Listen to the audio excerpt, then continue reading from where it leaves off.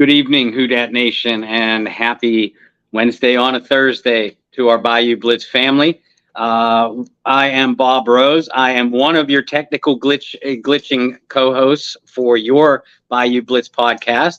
Joining me is my other technical glitch, Brendan Boylan, who's back from the road, but not getting much better reception than what I am. Brendan, if you can hear me, how are you tonight? I'm doing good. I will take some of the blame for last night. Being at a hotel Wi-Fi, as most of you know, is extremely hit or miss, even when you pay for the premium. Oh yeah. So I'll take the blame. The Brendan Boylan World Tour, as Bob likes to call it, was continuing, and it didn't work out well. But back in the Charlotte area now, so we got some stuff to talk about. This is kind of that lull part of the year, so Bob and I wanted to reach out to you guys, which we did on Twitter yesterday, and see what you guys wanted us to talk about. And ultimately, you guys wanted us to talk about some roster bubble players. So we're going to spend a lot of today talking about some guys that we think are going to be on the roster bubble. But before we get into all that, I do want to talk about an article that you wrote, Mr. Rose, because you stepped into my territory with fantasy football, and you know me, I love fantasy football. So I want to touch on your article. And expand it a little bit for our first segment here. You highlighted an article about Rashid Shaheed being a potential viable fantasy option. Mm-hmm. So I don't want to just talk about Shaheed because, I do think that there is a lot of valid points in your work. But I also want to talk about some other players on the Saints roster because, frankly, the last 2 years have not been fun if you are a fantasy football player that is trying to draft players of your favorite squad. The New Orleans Saints offense has been in shambles compared to years past in fantasy, where you could literally draft any receiver, any running back out of the Saints system and do fairly well for yourself.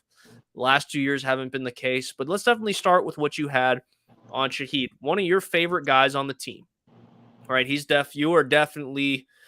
might not just be on the Shaheed hype train, man. You might be the conductor of the train. You might be driving that thing up and down the East Coast and across the country. So let's start there. Let's talk about that. Obviously, he had some moments last year, not just on the field, but in fantasy. And a lot of the fantasy point scoring for Shaheed is what I call the boomer bust guys, right?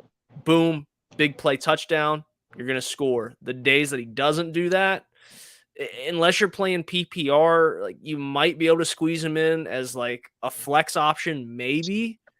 But even then, he's not a guy that's going to catch enough passes throughout the course of a ball game that really warrants it unless he has one big play that doesn't end up in a touchdown. So, Bob, for the people, without giving your whole article away, we want people to read it, certainly, and go over to si.com/NFL/Saints. Like, listen, guys, Bob has kids. He has to feed his kids. Otherwise, I'm going to have to start selling off some of this memorabilia to pay the monthly bills. So, guys, you heard it here. Bob needs you guys to read his work. It's a desperate plea. But nonetheless, Bob, what are your thoughts on Shaheed and what he could do fantasy football-wise for some people in some deep leagues? First of all, my article, I piggybacked off of Pro Football Focus a little bit, and I've been doing that a lot lately. Basing a lot of my editorials, usually blasting PFF's work, but in this case, PFF was the site that named Shaheed as a potential fantasy breakout player. Now, if you read the article, I always quote my sites, my sources. So I did quote what exactly the PFF writers had to say about Shaheed, but then I went on to disagree a little bit. And the reason that I disagreed, not so much that I doubt Rashid Shaheed as a football player, but you look at so many off-season additions and players that were already in place. I mean, you have Chris Olave, Michael Thomas, and Shaheed at the wideout position alone. Then you bring in Foster Moreau to team up with Juwan Johnson at tight end. We are hearing now, I'll believe it when I see it, but we are hearing that Taysom Hill is going to be more involved as a pass receiver in 2023. And then you have the running backs out of the backfield, Alvin Kamara, the rookie Kendre Miller, and then of course the free agent addition Jamal Williams. So to me, drafting any Saints player outside of maybe Derek Carr as a number 2 quarterback, drafting any Saints player is a dangerous roll of the dice this year, but not for the reasons that you and I were complaining about the last 2 years, where the Saints players just weren't producing. In this case, I think it's going to be a case of, I expect several of these skill position players for the Saints to do well this year, but I don't know if I expect any superior standouts. Anybody that's going to win you a fantasy championship. But PFF named Shaheed the way they did as a potential fantasy breakout, because of his deep speed and the boom or bust potential that you cited a minute ago, Brendan. And we did see Shaheed make a lot of plays last year. Now, as usual, PFF is extremely uninformed and short-sighted in their opinions, because if you watched Rashid Shaheed last year, and this is why I became such a fan of him clear back in training camp, because I got a good look at what kind of route runner he is. Coming out of Weber State, I love the fact that he's a speedster. And if y'all follow me, then you know already I'm a track guy first and foremost. So any speed guy is automatically going to catch my attention. Shaheed coming out of college still is the NCAA record holder with 7 career kick returns for touchdowns. And then everybody, if you follow the New Orleans Saints, all Saints fans realize is that with his first touch, he scored on a 44-yard end around. With his second offensive touch, he caught a 53-yard touchdown. There's your boom potential. But the bust potential comes into play because, again, Rashid is not going to be the number 1 option, not even out of the receiving corps. Those honors are going to go to Chris Olave, and if he's healthy, presumably Michael Thomas. And plus, like we said before, you're going to have to also spread. Derek Carr is going to spread the targets around Moreau, Juwan Johnson. Hopefully, we see Kamara used more often out of the backfield. Suspension notwithstanding, and you don't sleep on Jamal Williams and Kendre Miller stealing some of those backfield touches either, even out of the backfield as receivers. So while I expect an improved Rashid Shaheed, and I am a big fan, I don't know that I would draft him even as high as your number 3 fantasy wideout. Yeah, and people who are asking in the chat, we did post the article link in the chat. So if you want to listen to us and read at the same time, feel free. Address a couple early on. Jerry said, "What happened to you guys on Wednesday night? We had technical difficulties. I was in Maryland at a hotel for business, so hotel Wi-Fi. One of these days they'll figure it out, Bob. One of these days they'll figure out how to supply Wi-Fi to the hundreds of rooms they have." Ryan, good to see you. Ryan posted the article in the chat for you. Jerry, Anna, good to see you guys.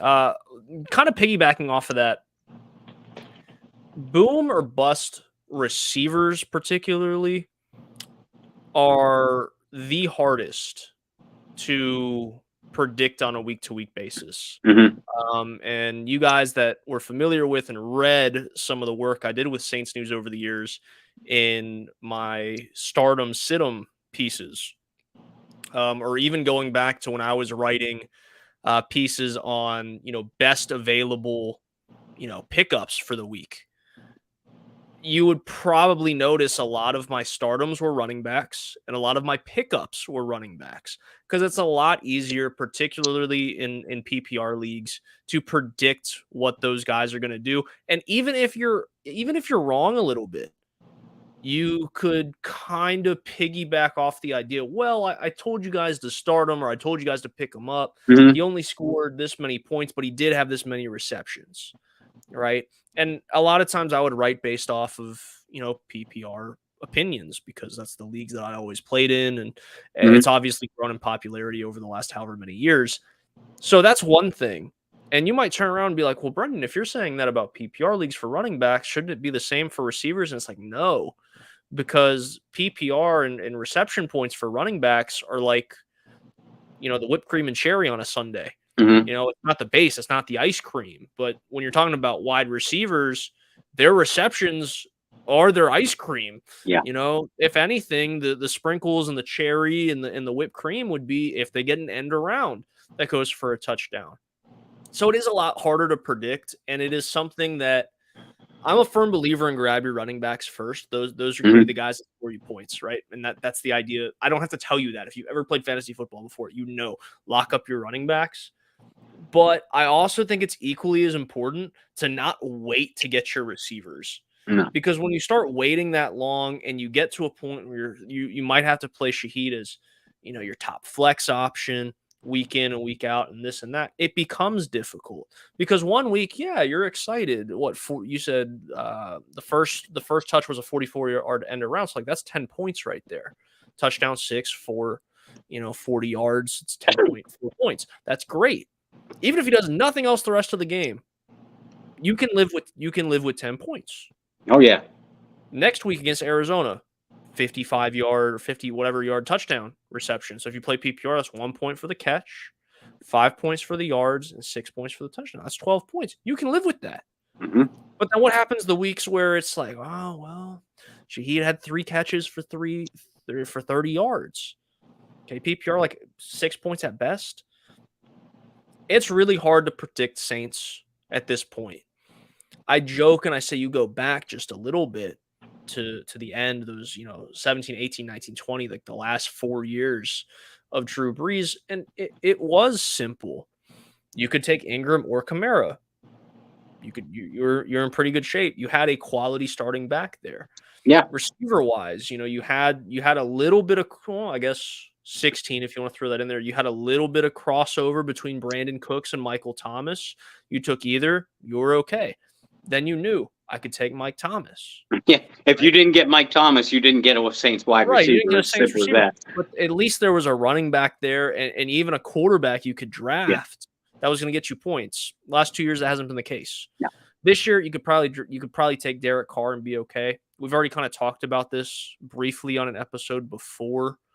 In my opinion, is I don't view Derek Carr as a top 12 quarterback at this point because he has to prove it to me first. And that's not anything against Derek Carr. That's the fact that this system is not – a lot of people in national media, and I know Bob's going to agree with me on this. So if Bob starts smirking, I'm just calling it. Bob's going to start smirking at this. People in the national media don't actually watch enough Saints football to put together coherent thoughts in not just regular like editorials, but also like fantasy editorials. Nothing. Right, exactly. So there's going to be plenty of people that are like, oh, Derek Carr, Sean Payton's Drew Brees is on. It's like, well, wait. Sean Payton's not here anymore.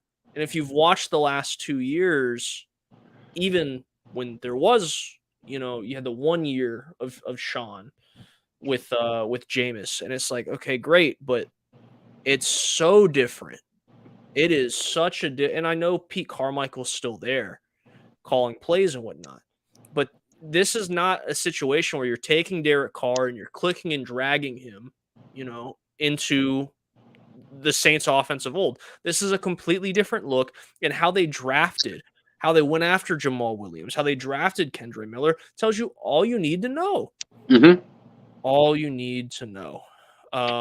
Now, I'm going to say this about Shaheed, too, and I said it in the article, because, again, at PFF, they only saw the 2 long touchdowns, his first 2 games as a pro, and they know Rashid can run. So, automate. He must be a deep threat. And he is. But know this. As I said before, as I said several times last season, this kid is a good route runner. And he improved drastically in that capacity over the course of the year. But Shaheed had 28 catches for 488 yards 488 yards in, I believe it was 12 games. Those aren't great numbers, but consider too that his first 4 games, he had those two big plays, but he played very sparingly on offense. Other than that, in those first 4 games, and over the last 6 games of last season, Rashid Shaheed was actually this team's leading receiver. In those 6 games, he caught 22 balls for 377 yards. That was more than Olave. That was more than Jawan. That was more than Kamara. In those 6 games, Shaheed was targeted 26 times. Only Olave, who had 36 balls thrown to him, only Olave was more heavily targeted in that 6-game stretch. Now, again, this was a team with Andy Dalton instead of Derek Carr at quarterback, no Michael Thomas at receiver, a brain-dead offensive coordinator that forgot Alvin Kamara could run routes as good as any receiver, and no Foster Moreau. So again, Shaheed is not going to see as many opportunities, as maybe another team's number 3 wideout. But you're going to bed, honey? Love you. I'll see you in the morning. But he's going to get opportunities, and presuming Michael Thomas can stay healthy and Foster Moreau's health concerns are hopefully, knock on wood, in the past, those guys are going to eat up targets in the middle of the field and along the intermediate routes. That's going to create over-the-top opportunities for Olave and Shaheed, outside the numbers opportunities for Olave and Shaheed. So, while I don't expect Rashid Shaheed to have 80, 85 catches and like 1,200 yards, I do expect a solid performance from him in 2023. Yeah, I think we could call it a good season or a W type of season for Shaheed if you see somewhere around 650, 700 receiving yards. I think that would definitely be considered a drastic improvement. And I think with that, like you said, if you were to get to those numbers, it just furthers the point that his route running has gotten better. And frankly, outside of Deontay Hardy getting hurt, I think that is one of the key reasons they ended up keeping Shaheed and not Hardy on the roster. Again, there was other issues, injuries. There were some other issues with Hardy, but that was one thing that we saw very early on in camp last year was we thought Hardy was making progress as a receiver, but Shaheed had already surpassed him without NFL experience. And that's no knock on Hardy. I think Hardy's going to do really well in Buffalo. Not just as a return man, but getting creative with Josh Allen. Like, I think Hardy's found a great home to continue his NFL career. He really landed in a good spot. But it just shows you how well equipped Shaheed was coming in, because a lot of us thought he was just this raw prospect from a small school that could return kicks. But he said, no, like, well, watch, I can be a receiver too. I think that's going to really show out this year. I still personally would not bank on Shaheed being a big fantasy guy. If we're going to talk about fantasy and potential breakout stars for New Orleans, I don't know if this is cheating at all. So if it is, call me out on it, because he had a good year last year. And he had a stretch where I think he was the number 1 scoring tight end in fantasy, is Jawan Johnson. I think Jawan is going to make another step, and I think he's going to be a really underrated tight end, a guy that, people are going to go get the big name tight ends, right? And you guys know it in drafts. It's just like the NFL draft that Bob and I cover every year for you guys and go sleepless for like 3 days. But there's runs, right? In fantasy drafts, as soon as one tight end, all the tight ends go. And if you get to a point where, you're not getting like Kelsey, Kittle, and you miss out on some of the bigger names, I wouldn't panic and just take whoever ESPN, Yahoo, NFL, whoever you play, like, shit tells you that tight end 5 would be, because Jawan Johnson might be ranked like tight end 12. But I still think that's a solid pick that you could get later in your draft. I really think that if we're talking about breakout stars, I think Olave, we don't have to say anything about.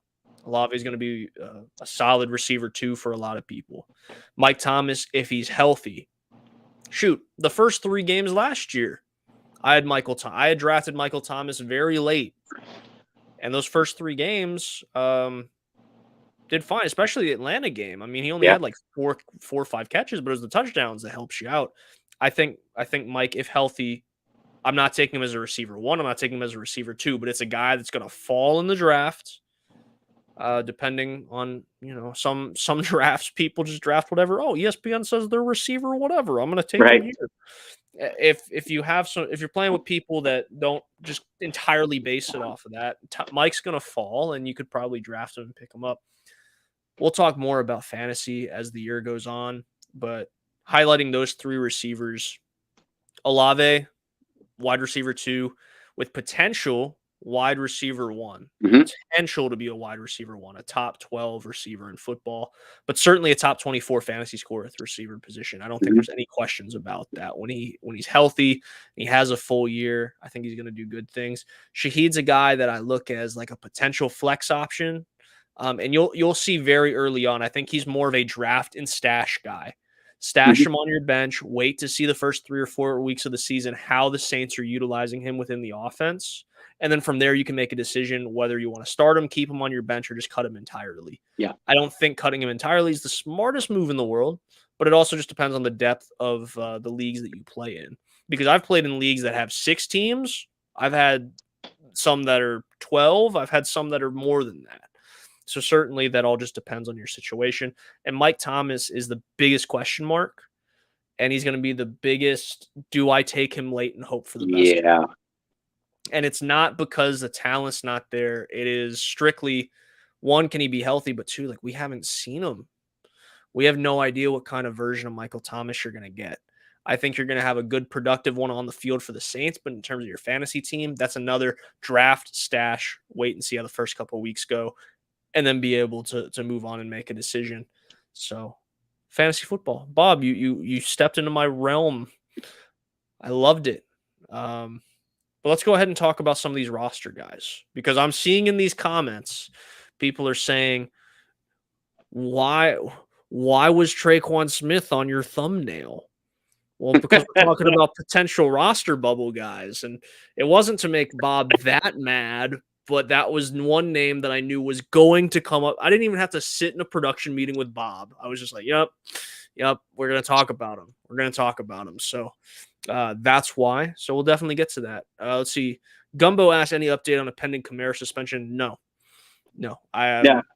Naturally, what's going to happen, this is a prediction. I'm not telling you. This is my prediction. It'll happen during the middle of the year. That is my prediction. It will not happen before the season starts. I think naturally, just the way things typically work for the Saints, is things like that happen at very inconvenient times. So Kamara's going to play like 2 or 3 games. He's going to play really well, and then it's going to come. Like, that's just my prediction. I have no sources or anything. That's just the prediction I'm going to go with, because it just seems to happen that way for New Orleans. It's always at very inconvenient times. Honestly, this is kind of weird, because we've had other instances. Now, this is not like a domestic violence case, right? Like, this isn't one of those like Ray Rice's or even the Kareem Hunt. I'm using examples that have video. It's not like that, in the sense of it's not talked about in the media every day. Yeah. Right? Like, when Ray Rice happened and Kareem Hunt happened, like, I couldn't tell you how many times I saw those videos on SportsCenter, the news, whatever.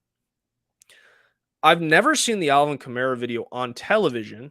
I've seen it on Twitter. I've seen it in articles. I've never seen it on TV. Now, given I don't live in Louisiana, so maybe it's making local news in Louisiana. I don't know. But it's been very hush-hush quiet. And that also raises concerns. It's kind of a double-edged sword, because part of it is, well, that's concerning. Nobody's hearing about it.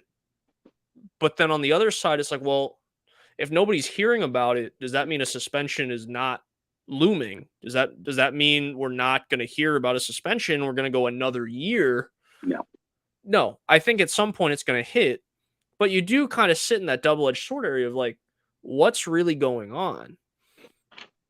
There have been, you said Jimmy Gumbo asked the question. Yep.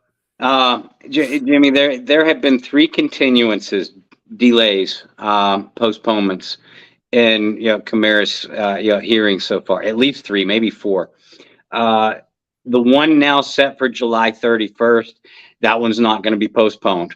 It actually got moved into circuit court, I do believe, and assigned a specific judge. So we are the timing is awful, obviously, because that's about a week after the Saints officially start training camp. So again, like you said, Brendan, timing, bad timing. And by the way, Marcus May's DUI hearing is also within the first week of Saints, the start of Saints training camp, and he'll probably be suspended too. But in regards to Kamara, the only way I think that the suspension will happen, maybe not to start the season, but very early on. And the reason is, unless there's a jury trial, it's held over for a jury trial, then the July 31st hearing is going to be the guilty, not guilty, a part of the legal proceedings. And it's at that point that make no mistake, folks, the NFL can step in at any point in time and hand down punishment or choose not to hand down punishment. It wasn't until after the Ray Rice situation, since that incident, the NFL has often waited until legal proceedings were done, at least in criminal court, before deciding on a punishment. Because in Rice's case, when the news first hit of what Ray Rice did, what Ray Rice was accused of, and what Ray Rice was going to court for, the NFL handed down a proverbial slap on the wrist, like a 4, maybe a 6-game suspension, something like that, maybe less. But then the video went viral, and the what hit the fan, and the NFL had egg on their face. So they had to backtrack, and then pretty much felt obligated to hand down the lengthier suspension that they did to Ray. So that's why since then, the NFL has often, almost always, waited until the legal proceedings, at least in the criminal part of the court, because surprise, surprise, the guy is suing Kamara in civil court too. Hello. The NFL doesn't give two what's about that. They do care about their image that's going to come out of criminal court. But again, unless this thing gets held over for an actual jury trial, which I would be surprised for it to happen, then we'll get the guilty, not guilty portion fairly early. And after that, the NFL will likely step in relatively quickly and hand down whatever punishment they're going to hand down. The baseline suspension for such a infraction in the NFL players agreement is 6 games. But again, the league has the right to hand down a longer suspension or to reduce that length depending on circumstances. And ironically, because you brought up what happened with the Ray Rice and the infamous "gotta get it right" speech by Goodell following, it's not just the NFL that follows this protocol. It's every league. Like that set the bar for how instances that go to criminal court are handled in terms of suspensions. And that's across all leagues now. Yeah. And it is annoying for the sports fan. Obviously in the Ray Rice and the Kareem Hunt situations, justice had to be served. Those things, they committed terrible acts, terrible crimes. However, when you're talking about a sports fan in a situation that is not domestic violence, and I'm not saying what Kamara did and what he's accused of is any bit better, but from a sportsman standpoint, just wanting to know if your favorite valuable player of your team is going to be suspended or not, it's extremely frustrating because it is a waiting game, just like anything else.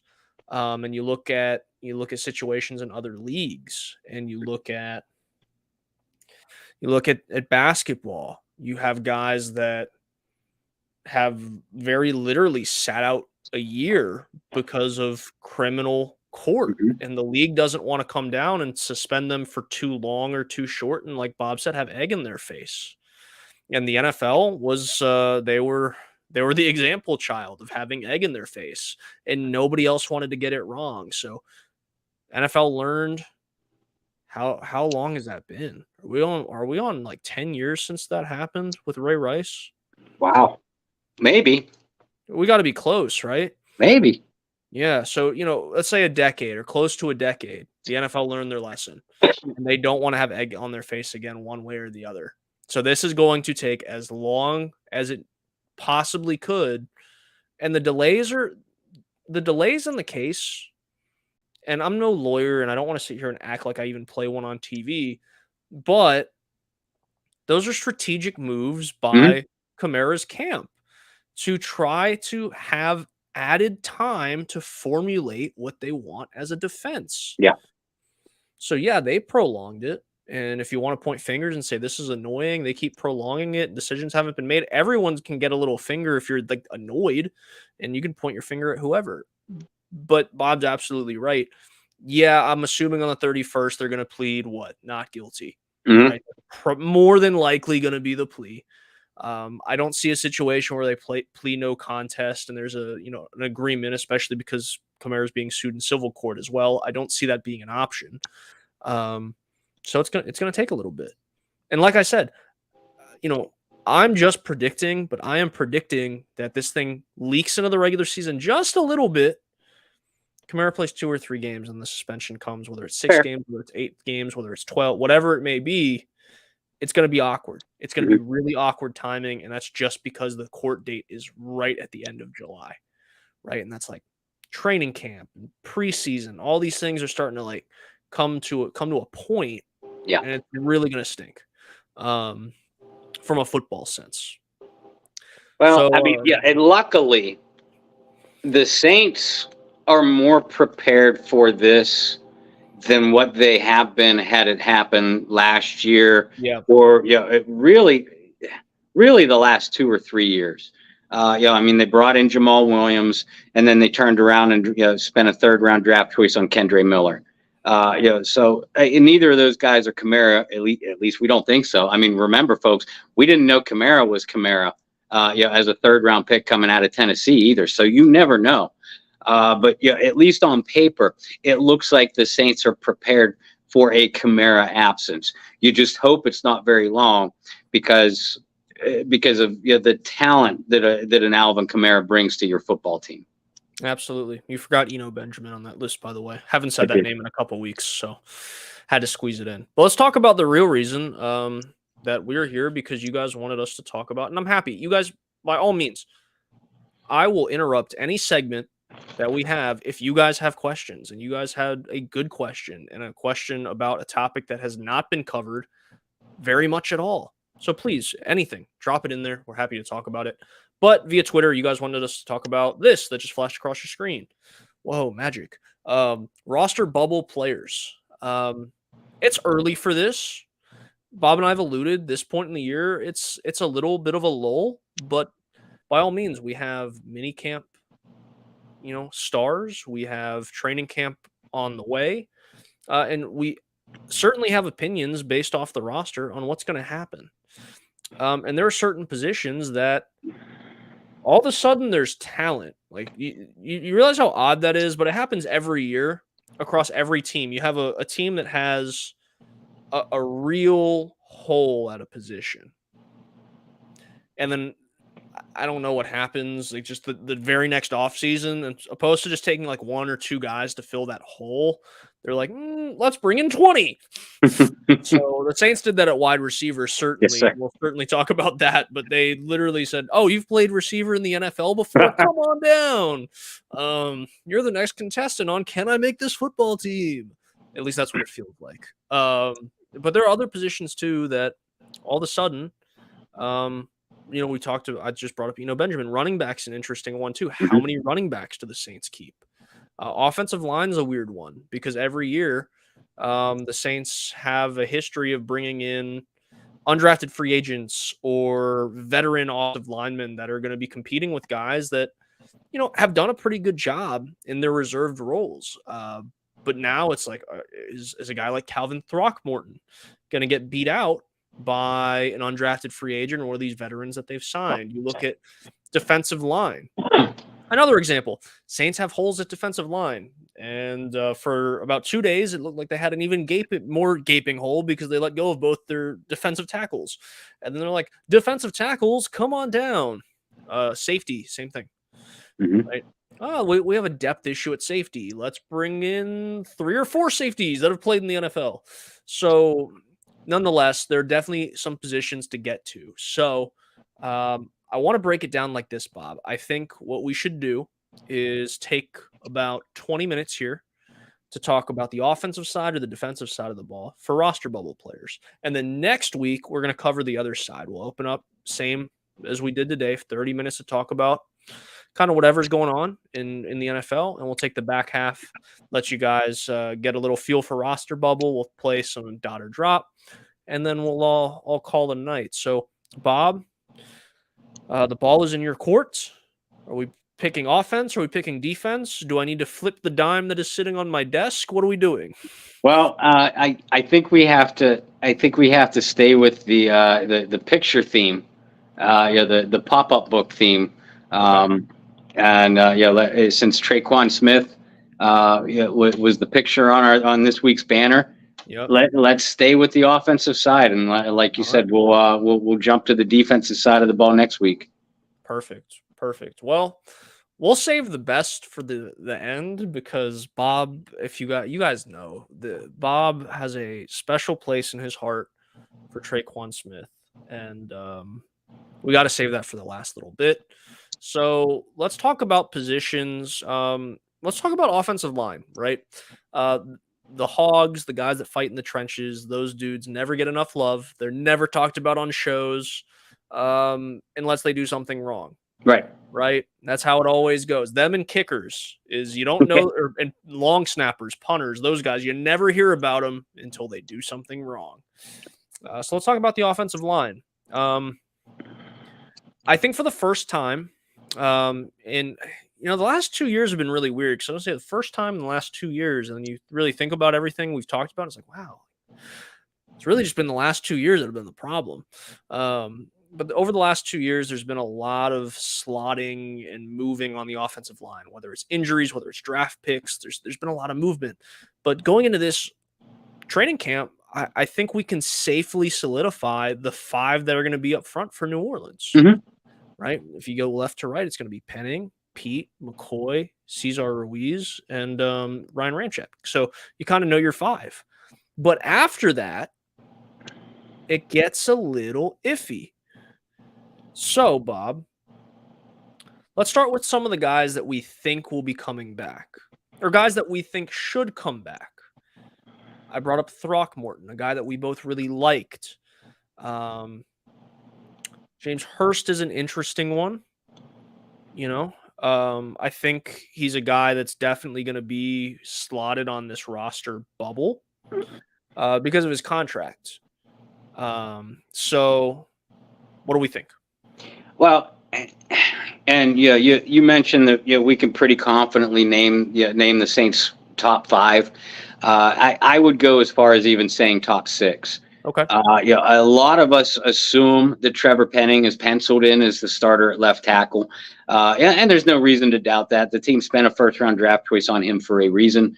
And he was probably going to beat out James Hurst for that job as a rookie if he hadn't hurt his foot in the preseason finale. But you can very comfortably say that that Hurst is that 6th offensive lineman.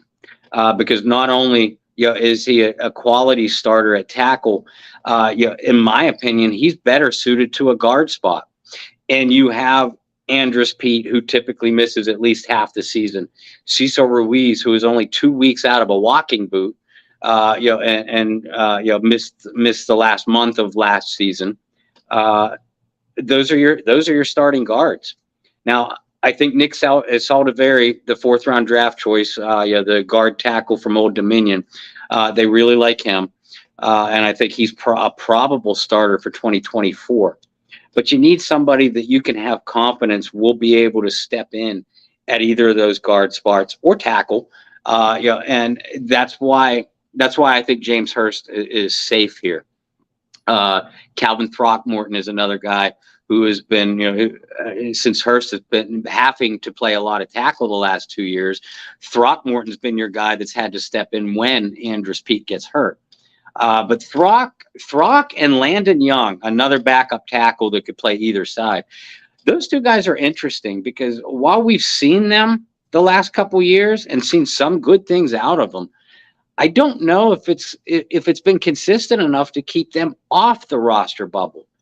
Ultimately, as we sit here, 2 days before the start of July, if I had to make my 53-man roster prediction now, as I did in May after the draft, I would definitely have Throckmorton and Young on it, but I could also see a scenario where they get outplayed by a Lewis Kidd, or some of the I don't have the list of names in front of me, but like you said before, Brendan, there's an undrafted offensive lineman or two that step up every single year and grab a roster spot. Lewis Kidd and Calvin Throckmorton, we just named two of them.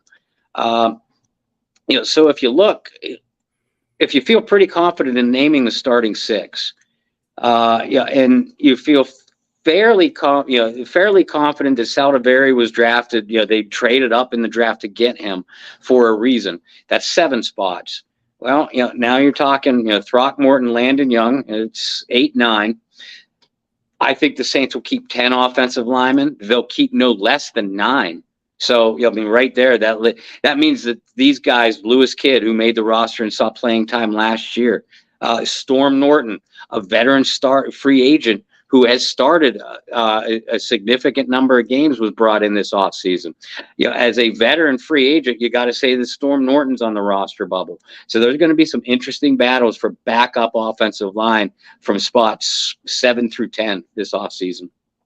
I was going to say, too, when you bring in guys, veteran guys, former first-round picks, they're definitely not brought in just for camp bodies, which you and I both hate that term. Yeah. But they're not brought in just to be a guy to fill it out and let's see what they got. You bring in former first-round picks because, hey, you showed potential at one point. You were a first-round pick.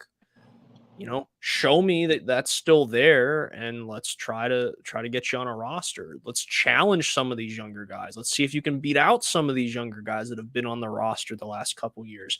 I definitely think offensive line is going to be an interesting one.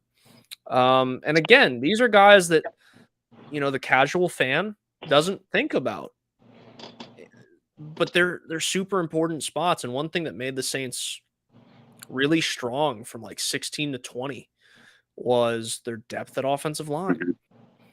How good they were on offensive line. Third tight end was important on a lot of those teams too. Your extra blocker. And if it wasn't a third tight end in the set because it's an extra blocker, but who is your guy? For stretches last year while Penning was kind of working his way into being a starter, Penning was the guy you brought on in goal line sets. So who's going to be that guy this year for New Orleans? Who's going to be that big mauler you bring in when you need a yard? All those things are up for grabs this year, I think. I don't think there's, outside of the 6 that we named, I still think Hurst is an interesting one because if you get into training camp and you have a team who has, an unfortunate injury, what's it going to take to move him? Right. I think not so much he's going to get cut. I think there's a much higher probability that he gets traded.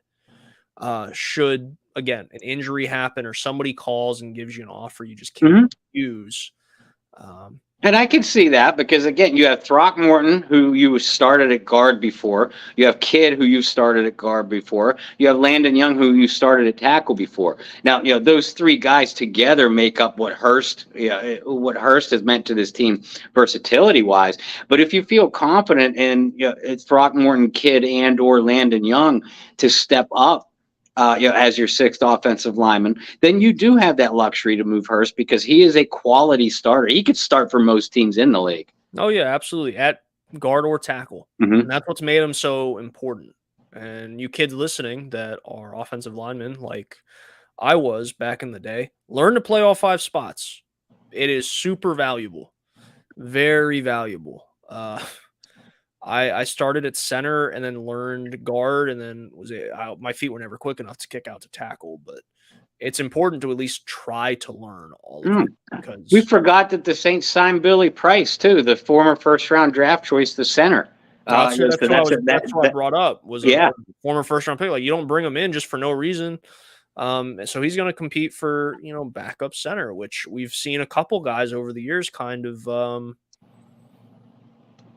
rotate through. They haven't had a consistent backup center over the last couple years. So yeah, there's a lot of guys on this team that are going to be fighting for spots. And like you said, it's not just the Saints, but it certainly feels like the Saints every year get like a really good undrafted free agent offensive lineman. And Sal DeVary is going to be an interesting one too, because again, a guy who can play multiple spots on the offensive line. So if Sal DeVary comes in and just absolutely kicks butt in training camp, yeah, Hurst becomes a little bit more expendable then as well, because you can find a little Swiss Army knife for a little bit. And we all assume that Sal DeVary is going to end up replacing Andrus Peat on the offensive line as a starter, but at least for this year, are you comfortable him being your, plug and play type of guy across the line? Because that's what Hurst has been. Let's move on to running back. Got to save receiver for last, like I said. I think running back's interesting because the last, 2 years has been Alvin Kamara and whoever else the Saints decide to bring in. And that's no knock on Mark Ingram. But, Mark's past his prime. I definitely saw the rumors. I know you did too, that he might be accepting a job with Fox, as Reggie Bush might be out the door. So just saint for saint on TV, which I think Reggie Bush is good. Me too. I really do. But we've talked about this before too. Like, Drew's good, but Drew's not on TV anymore either. So, which I think both of those guys are better at the analyst desk right now. Could eventually move their way into the booth. I think they did what they did for Drew, I think, was opposite. They should have started him NBC Sunday Night Football at the desk and not given him the responsibilities of Notre Dame football. Like, just my opinion. I was in the business not a super long time, but not to toot my own horn because I was never at that level. But doing it for 8 years, like, I've worked with so many people that are former coaches, former players. They come in, they sit next to you in the analyst chair, and they can talk about the sport and break it down like some of the best in the biz. But they just don't know their spots. They don't know when to expand and when not to. It's a learning process, just like anything. So, anyway, if Reggie ends up getting the boot, somebody else go pick him up and throw him on your college football set because he's going to be really good. Yeah. He's the best college running back of all time. Anyway, Mark was past his prime. And obviously, at this point, you're kind of contemplating retirement if you're Mark Ingram, one of the greatest Saints of all time. Will be in the Saints Hall of Fame, no doubt. But it's nice to see the Saints actually have some options outside of Alvin Kamara, which also goes into what we talked about with the looming suspension. So, I mean, you can guarantee 3 guys, right? Kamara, Williams, Miller. 1, 2, 3.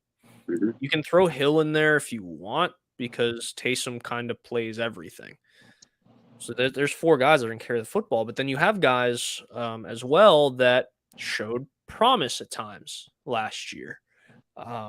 Kirk Merritt's a guy that is he a receiver? Is he a running back? Like, what is he? Is he going to find himself on a practice squad again? Is he going to shine in training camp? My guy, Benjamin, who didn't have a lot of opportunities last year in New Orleans, but a guy that has shown he can contribute in the league. And if Kamara is suspended, is that a guy that you keep around to see what you can get out of him? And you can keep going down the list. I mean, the Saints have always been a team that is high on stacking running backs. Yes, but they haven't this year. They haven't this year. The one undrafted guy they did sign, Sir Roderick Thompson from Texas Tech, they cut in minicamp. Yeah. So, I mean, right now on the roster is only Kamara, Jamal Williams, Kendre Miller, Eno Benjamin, Kirk Merritt, and the fullback, Adam Prentice. Well, let's be honest. They're not keeping. If you want to include, let's not include Prentice because the fullback's going to make the team. Right. I don't see them keeping 5. Not 5 halfbacks. I mean, they Right. typically keep 5 running backs, but that includes a fullback. So you're right. So there's going to be an odd man out. I think it's Merritt, personally, but I could see him on the practice squad. Sure. Benjamin is a guy that, could easily be in the same boat, but is not a guy you're going to be able to stash on a practice squad because someone will pick him up. Yeah. Because you go back to when he was waived by the Cardinals, multiple teams put waiver claims in. But New Orleans was the team that was awarded. So I think that's an interesting spot. And obviously the Saints still have cap room. I don't know what running backs are out there right now, but I would not be surprised if the Saints go out and bring a guy into camp. Because, and again, I was critical of it earlier in the show when it comes to national media. National media will be first to tell you the Saints have always brought in running backs to camp and camp bodies, whatever. Yeah, Sean Payton did. Yeah. I don't see a situation where Dennis Allen is looking at his 5 plus a fullback on paper and going, they really need competition. We should bring some more in. Like, you already have 3 that are going to make the team. You have 2 guys fighting for 1 spot. And Merritt could be a guy that you're like, hey, Kurt, you want to go try with the 27 receivers that we have over there? We don't really know. He's played a little bit of both. But running back's an interesting one. And I think it becomes more interesting because of the looming suspension with Kamara. So with all that, who do you think the odd guy out is, if there is one? And 2, do you see the odd man out trying to be stashed on the practice squad? And could you see the Saints bring in a veteran similar to last year when they brought in Johnson, stash him on the practice squad, and if he needs to be brought up, he can be? Well, and what you said about Sean Payton always bringing in backs, that was such you hit the nail on the head perfectly with that, because we saw with Dennis Allen in his first year as a head coach, what happened last year when Mark Ingram got a little bit nicked up.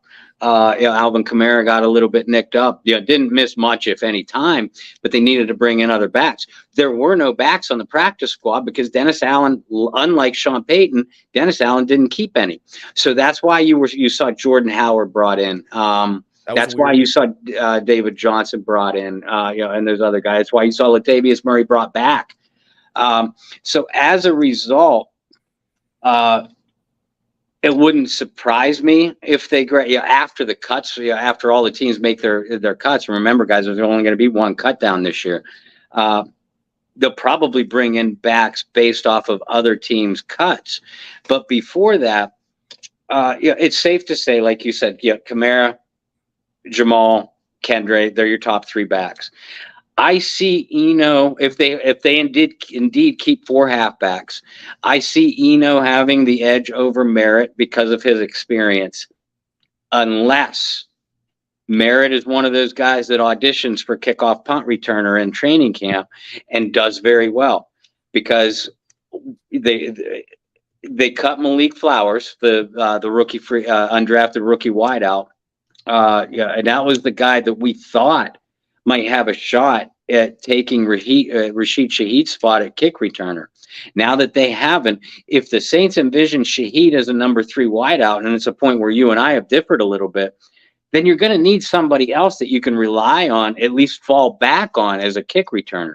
If Kirk Merritt can be that guy, then he could stick in that running back room. If not, because of the looming Kamara suspension, I either see them keeping Eno Benjamin because of his experience, or after they find out the result of Kamara's criminal hearing, bringing in a veteran at that point. But based off of the roster as it is now, I give Eno the slight edge, excuse me. Yeah, I think I'm with you. And I think Merritt's going to be a guy that, if that is the case, Merritt's going to find himself on the practice squad. I don't think it's that difficult to predict, but it's been a while since the Saints have had that much experience in the backfield. Yeah. And you might sit there and be like, well, Miller doesn't have experience. Well, he's a third round pick, so he's making the team. So you have 3 guys with NFL experience as a starting running back and a third round pick. I mean, that doesn't happen for a lot of teams anywhere. In terms of just having quality starters. Jamal Williams was a Pro Bowler last year, yeah? Yeah. So I believe so. You got 2 Pro Bowlers, a third round pick, and a guy who started 6 or 7 games last year. Doesn't happen a whole lot in the NFL. It's a good problem to have. One that New Orleans is not used to having at running back, at least in recent memory. Obviously, some of those teams that were 3-headed monsters, I mean, shoot. That Chris Ivory, Mark Ingram decision, I think that's one that we've talked about plenty over the years, but that's one that never gets talked about enough. No. Because that was a lot tighter than people thought it was. All right. We might have to cut dot or drop because we're running a little bit over, and I know receiver's going to take some time here, but receiver. And I guess this kind of is dot or drop because we're just naming players. It is. Right. Let's go. Hey, let's take like 2 minutes for tight ends because we won't need any more than 2 minutes. Juwan, Foster, Moreau, they're going to be your top 2 tight ends. Yeah. Taysom Hill is a tight end in name only, but it'll be interesting to see whether the Saints keep a 10th offensive lineman or a 3rd tight end. And I think that's what it boils down to. If they keep a 10th offensive lineman, then you might see a veteran guy like Jesse James on the outside looking in. And James he's an above average, a slightly above average receiver, but a good blocker. Don't give me this Lucas Krull crap. And I know, John Hendricks, Ross Jackson, I know you guys both love him. You didn't see as much of him as I did at Pitt.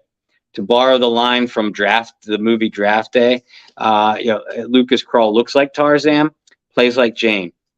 He will look like a wonderful world-beating receiving tight end until you put all the pads on and strap up the helmet. The guy won't block, doesn't perform well in traffic, and has like 2.5 routes. He ain't making the team. Probably practice squad. He ain't making the team. That's why I take a tight end.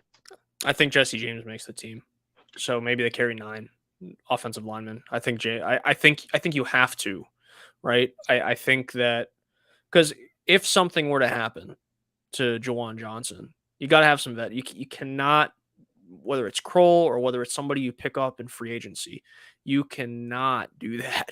I agree. You cannot do that. And James has played in a winning system for a long time, and has been productive. Not the most productive tight end there, but has been productive. He knows his role, right? And I think that's super important too. I mean, I bring him up at least once a month, but like one of Sean Payton's guys over the years was Josh Hill, right? Because he understood his role and he was good at it. And Jesse James, very similarly in Pittsburgh, knew his role and he was good at it. And I think he's going to find that role here in New Orleans, and he's going to be good at it. So that's tight ends for me.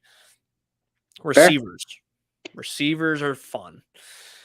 Because, again, this was a team that had no depth at wide receiver last year. So Dennis Allen and Mickey Loomis sat down in a dark boardroom meeting, and had the shadows covering their eyes, and you could just see their mouths, and were smoking cigars and trying to figure out what they were going to do about making them sound like mafia bosses, but they're trying to figure out what they're going to do with this wide receiver position. They said, screw it, bring me all the receivers, and that was it. There was no debate. There was no conversation. There was no I don't know about that. It was literally, again, if you've played receiver in the NFL, you can sign with New Orleans. It's fine. Like that last round of receivers they brought in. I know. Like I'm sitting there. I'm like, I don't have any problem with Kiki. If he was fine at Texas Tech Texas Tech, yeah, was totally fine there. But I'm looking at the roster. I'm sitting here. I'm like, why? Like for competition? Really? Because you have at least 8 other guys that are going to be fighting for 5 or 6 spots. So why not just bring in? Was Kiki and another guy who Lynn Bowden played? Yeah, like had played NFL experience, like not just a practice squad guy. And you're like, why? Like we're already sitting here and talking about, like, let's go ahead and like start naming off this list, right? Like locks, Mike Thomas, Chris Olave, Rashid Shaheed. Then you got some question marks. Some, all of them. Every other receiver other than those three are on the roster bubble. But it's like James Washington, right? Traquan, A.T. Perry, Kiki, Bowden, Kirk Merritt, if you want to throw him in that. Keith Kirkwood. I'm at 7. Am I missing anybody? Brian Edwards. Thank you. Brian Edwards. 8. So I'm sitting there, I'm thinking, you got 8 guys fighting for 3. If they keep 6, 3 roster spots. You got to say that these guys are fighting for 2 spots. The only way that the Saints keep 6 on their active roster is if that 6th is a return guy. Right. So it's like you. So I'm sitting here in all honesty, Bob, in all honesty, in my mind, and he's your guy and was for 72 hours or more. Like A.T. Perry, everybody's calling like the steal of the draft. So like it's his spot to lose, right? But it's one of those, at the same time, you're like, okay, maybe he's the steal of the draft, but can you really guarantee a 7th round pick, a spot on the roster? No, you can't.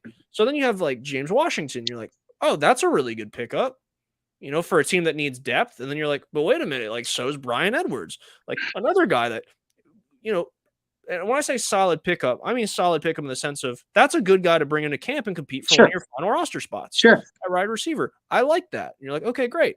And then you go to Lynn and Kiki and you're like, oh, those are good guys to bring in when you're competing for like your last wide receiver spot. And you're like, okay. And then you're like, oh, wait, right. You have guys that have been on this team for years before, and you're like, okay, well, Merritt, I don't know if you really want to call him a receiver or not, but a guy who's probably going to make the practice squad. Mm-hmm.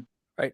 And then you have Traquan, who is the guy I was talking about, like has been on the team for a long time and has found a way on the roster. And I know a lot of fans are not big fans of his. I've tried to come to his defense year in and year out, and he's making it extremely hard on me, Bob. I'm trying to be supportive of the guys that we cover. And that's fair. And then you have my guy, Keith Kirkwood, who I'm going to be completely honest, like not going to make the team. But you never know because that's another guy that has somehow, and he's talented. He's a big dude. And, but he's made the team year after year. And the one year he didn't make the team, where did he end up? He ended up with a division rival. Yeah. And if it wasn't for like a cheap shot in practice that kept him out with a concussion during training camp, probably would have made the team. Mm-hmm. I think he actually made the practice squad that year. He did. So it's another guy that's like just lingered around. So it's hard when you have what do we say, 4 or 5 guys that you sit there and you're like, yeah, that's a great guy to bring in to compete for your final roster spot at receiver. And then you have like 2 or 3 guys that have just lingered around on the team. Yeah. Well, really 2 guys that have lingered around the team. Then Traquan, who's been like the number 3 receiver for however many years now. Yeah. It's like, okay, so you might hate this, but this is just me speaking. Traquan's got to be the favorite because he's been here. And Bob's agreeing as much as it pains him. Like he's got to be the favorite. It's his job to lose because he's been in New Orleans for as long as he has. And then after that, like I said, as much as I want to believe A.T. Perry's going to make the team, he was a 7th round pick. You might have to stash him on the practice squad and hope somebody doesn't nab him up. And then you have all that list of NFL veteran experience. And you're like, I don't even know who it goes to at that point. And again, even if you keep 6, it's a good problem to have. But it is one of those, like, it's almost, to me, it was almost overcorrecting the problem. Right? Opposed to going out and getting like 1 or 2 solid guys, you're like, yeah, he belongs on an NFL roster. They brought in like 20 guys that are like, you're a borderline NFL player at this point in your career. So I don't have a clear solution right now. Maybe we can talk it through and try to come to like a consensus agreement, but I have no idea. I have my 3, and that's it. Right. And I think all of us, if we don't all feel that way, we all should feel that way, because I don't think the Saints have a creative solution for it either. The creative solution right now is I'm just going to take this handful of wet spaghetti out of the pot, throw it against the wall, and whatever sticks is what we're having for dinner, kids. Because all those guys that you mentioned, you all said that. Yeah, you said pretty much the same thing about all of them. Oh, that guy wouldn't be a bad guy to have as my last roster spot. That guy wouldn't be a bad guy to have as my last roster. Well, that's all great. But we're not talking about the last roster spot. We're talking about a potential number 4, possibly even number 3 wideout, depending on your view of Shaheed and special teams and Mike Thomas's injury and all that. So a guy that's going to get a good amount of playing time and be counted on for some production.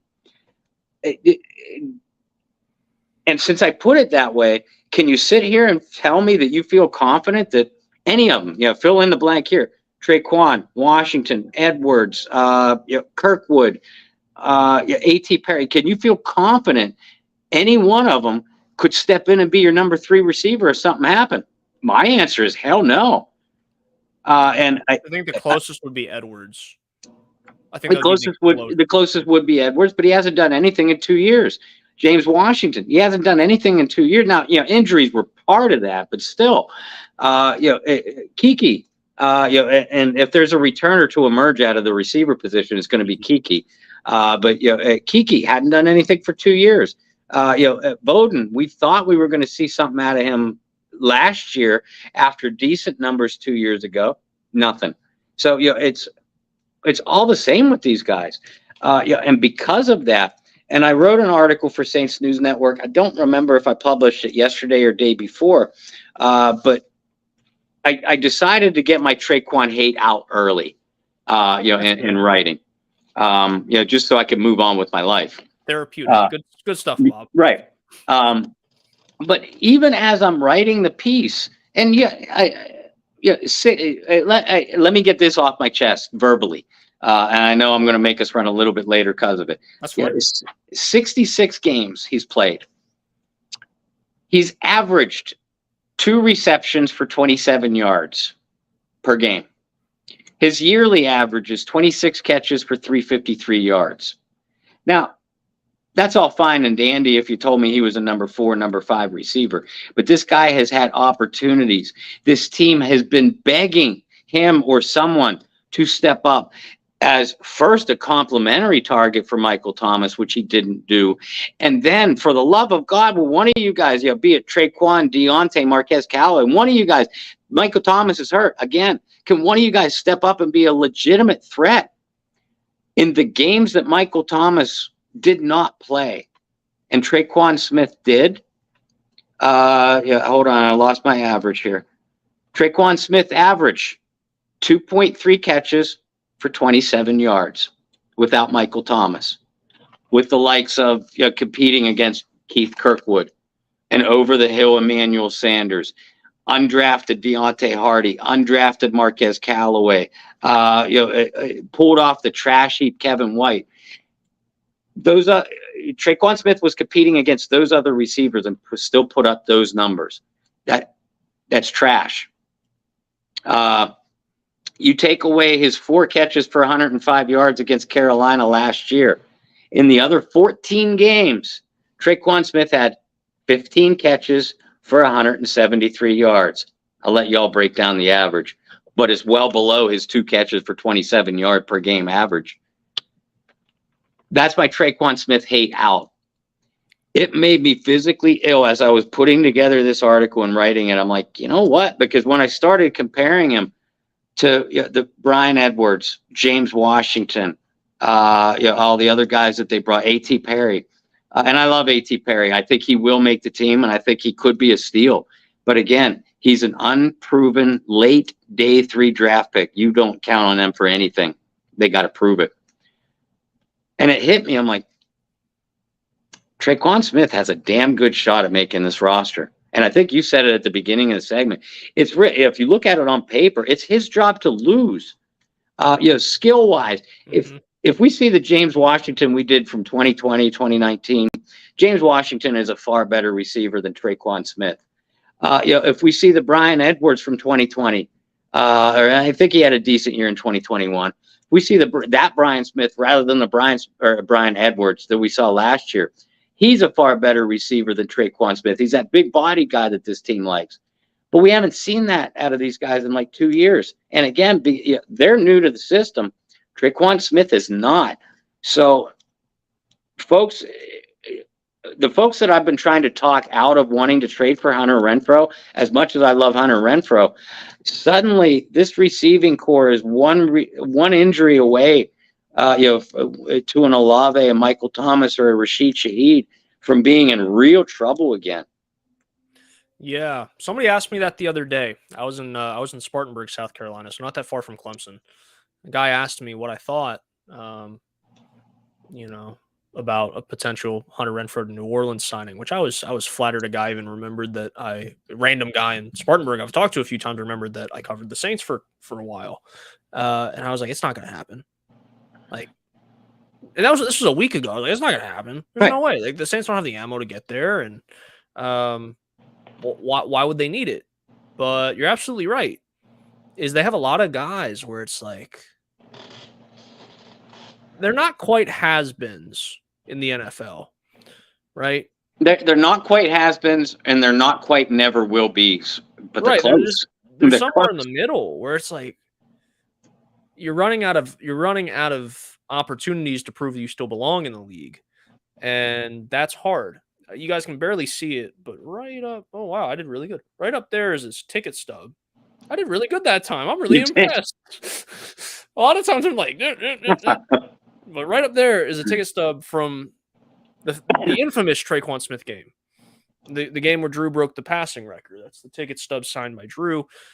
But I remember a time writing where if you took out that game from his rookie season and you took out the game against the Eagles his rookie season, his numbers were horrendous. Mm-hmm. And Bob just broke it down. I'm sitting here and I'm like, I'm not going to double check you because you do more research than anybody else when you write. I'm sitting there like 2.5 catches for 27 yards a game. And that includes games like that. Like that game was one of, did he do anything spectacular? He caught a couple deep passes where it was blown coverage, like it happens. Right. It happens. Everybody has a game like that, but those numbers were astronomical for that game. For a guy that we're like, wow, maybe it's actually going to work. And then a couple of weeks later, he does it against Philly. And you're like, wow, maybe they struck. Maybe they finally hit a guy in the third round. And then it was like, no. I remember guys being so, like, guys that aren't even Saints fans that were like, oh, you guys got a really good receiver. And listen, like I said, I have tried to defend him as much as I can for being a guy who knows the system, blocks pretty well, has scored some touchdowns during his career. Not a lot. But there were a couple years where it was Michael Thomas with 9. Because I don't think Michael Thomas ever hit double digits. But 9, and then it was like the next closest Saints receiver was Traquan Smith. Wherever it was. It was like 5, 6, whatever. Nothing spectacular. But I was like, you know what? At least the guy's catching touchdown passes because no one else on this team is. But it is his job to lose. So I had to make a prediction just a few days before the 1st of July. It's going to be Thomas, Olave, Shaheed, Traquan, A.T. Perry, and Brian Edwards. They'll keep 6. They'll keep 6 and no returner other than Shaheed. Shaheed's okay. Well, that's where we've disagreed in this offseason. Like, Shaheed's going to have the responsibilities of both. And they're going to be screwed if he gets hurt. But right, he's going to have the responsibilities of both because they have no choice right now. Exactly. And I guess our daughter drop our daughter drop by default is who we think is going to be a receiver. So you just gave ours, and I got one more Traquan Smith stat to drop. By the way, please do. I mentioned 66 games he's played in. Those were 66 regular season games. If you count playoff games, he played in 70 games. Please tell me he had a decent playoff game. He had one where he had the 2 touchdown, receptions against Tampa Bay, blown coverages, a trick play and blown coverage. Yeah, the Jameis Winston. Okay, got yes. you. Yep. Of those 70 games, he has had 2 or less catches in 39 of them. That's 56% of the time. He's at 2 or fewer catches. In those 70, this is mind-boggling. In those 70 games, he's had less than 45 yards receiving 57 times. Wow. That's 81% of the time that Tre'Quan Smith has had less than 45 yards receiving in a game. And you could argue that he was the number 2 receiver some of those seasons. Exactly. And now some of those years, not the best Saints offenses. No. Some of those years, very declining arm of Drew Brees. But, and this would be my last point on Tre'Quan. You might have a couple more. When you look back, and he was hurt, in his defense, he wasn't healthy the whole year, if you want to give him any defense. But when you go back to 19, right, the Michael Thomas year where he broke the receptions record. While Michael Thomas was absolutely phenomenal throughout that whole season, and Drew Brees was pretty good with a declining arm as well, Michael Thomas would have never had to catch 149 passes if he had any help at all. Nope. And that's where it falls. And like I said, Tre'Quan might have missed half that year. Close to it. Right? But still, if Mike had any help, that's not just on Tre'Quan, that's the whole receiving corps that year. Mm-hmm. If he had any help at all, and I'm glad he broke the record. I'm happy I got to see that in my lifetime because I never thought Harrison's record would get broken because it was I thought that was one that no one would ever touch at 144 because that's crazy. Yeah. So the fact that Mike almost got to 150 is insane. Happy to say I was able to see that with my own eyes and cover the team that year. Like that's really cool. Mm-hmm. In 20 years when I'm able to look back at that. But if he had any help at all, he would have never broke the record. Yeah. Well, and like I said, I'm on the opposite end of that fence. I'm willing to give Tre'Quan the benefit of the doubt, a small benefit of the doubt, because Michael Thomas is and was certainly then so dominant. It's the 31 games that Tre'Quan Smith has played in without Michael Thomas. That's more telling, yeah. When you average 2 catches for 27 yards for a team that's absolutely desperate for somebody to make a play in the receiving corps, and you're the guy that averages 2 catches for 27 yards, F you, get off of my team. It's bad. I mean, I think the one thing, and given I was really rooting for the guy with Kevin White, but it's really telling when you threw that name out there too. Because half of it was not Kevin White's fault. Dude got hurt every year. Yeah. That's not his fault. But I was really rooting he'd, make the team, make an impact. He had that one catch for 30 yards down the sideline. That was great. But yeah, that's really telling when you start throwing those numbers out there. Mm-hmm. And my daughter dropped my roster prediction right now for the Saints receiving corps. The obvious ones: Chris Olave, Michael Thomas, Rashid Shaheed. The fourth guy, and I might be picking this with my heart. Fourth guy, Brian Edwards. Fifth guy, James Washington. I saw a lot of James Washington at Oklahoma State. Saw a lot of him in Pittsburgh. If he could recapture that form, I think he beats out Tre'Quan Smith. And again, this might be just me being hopeful. But my daughter drop will be number 4. 4 and 5 receivers will be Brian Edwards, James Washington. A.T. Perry will not make the active roster, but he will be one of the receivers brought back on the practice squad. I'm rooting for myself to be wrong there because I've been an A.T. Perry guy for a long time now. Based off of what I see now on paper, based off of what I know statistical production wise, and based off of the small sample size that we had from these guys in minicamp, I will agree that Traquan Smith has a big edge over everybody else right now, but I believe, maybe I'm hopeful that when this whole thing all plays out, that Edwards, Washington, and maybe A.T. Perry can beat out Traquan. Hey, one guy we didn't bring up was my guy.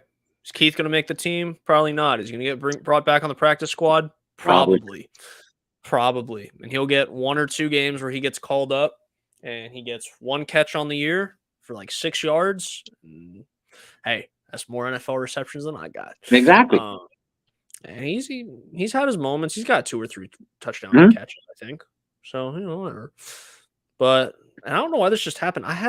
I must have had 30 comments just pop up on me. So all the comments that we didn't get to, I promise I wasn't ignoring you. They all popped up at like one time. It's our technical difficulties thing again. Yes, from 9:40 to now, almost an hour. So I apologize for all you guys that threw comments in there. Anna didn't want to know. You're just going to kick it. Anna said, how many did he not catch? How many drops did he have? Didn't record that one? I did. Well, mainly because I ran out of paper. Okay. Well, next time. That's your homework for this week. Fair. All right, Bob. Where can everybody catch you on the World Wide Web? Folks, thanks for tuning in with us tonight, bearing with us through our technical difficulties this week. Sometimes that happens in this business. So we thank you for your support and we love you for it. But you can follow me on Facebook, Bob Rose. I'm over on Twitter at BobbyR2613. Not only do I post all my articles on my 2 personal pages, my Facebook and my Twitter, obviously you can follow all of us through the Saints News Network at Saints News on Twitter. And as always, bring in more people to your Bayou Blitz Facebook group and Bayou Blitz Twitter page at Bayou Blitz Pod. We're trying to grow that brand. Ultimately, Brendan and I would like those pages to reach the level where you have to be a member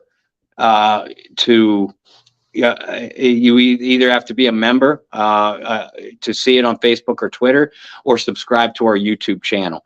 We want your show to get that big. We're not there yet, but with your help, we can be. For myself, you can follow me on Twitter and Instagram at BT Boylan.